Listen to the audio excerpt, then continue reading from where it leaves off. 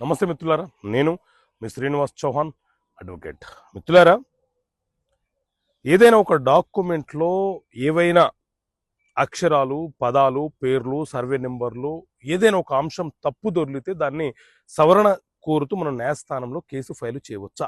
So మిత్రులారా, మన దేశంలో స్పెసిఫిక్ రిలీఫ్ యాక్ట్ 1963 అనే చట్టం ఉంది.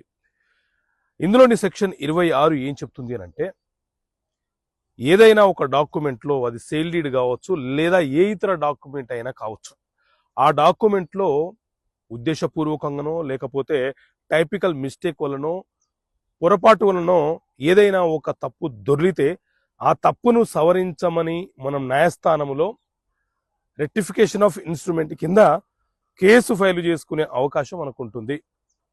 సాధారణంగా అమ్మిన వ్యక్తి ఎవరైతే ఉన్నారో వాళ్ళు కనుక వస్తే మనం న్యాయస్థానానికి వెళ్లకుండానే సబ్ రిజిస్ట్రార్ వద్ద ఆ తప్పుని సవరణ చేసుకునే వెసులుబాటు మనకు ఉంటుంది. కానీ వాళ్ళు రాని పక్షంలో మనం డైరెక్ట్గా న్యాయస్థానంలో రెక్టిఫికేషన్ ఆఫ్ ఇన్స్ట్రుమెంట్ కింద కేసు ఫైల్ చేసుకొని దాన్ని సవరణ చేసుకునే హక్కు మనకు ఉంటుంది.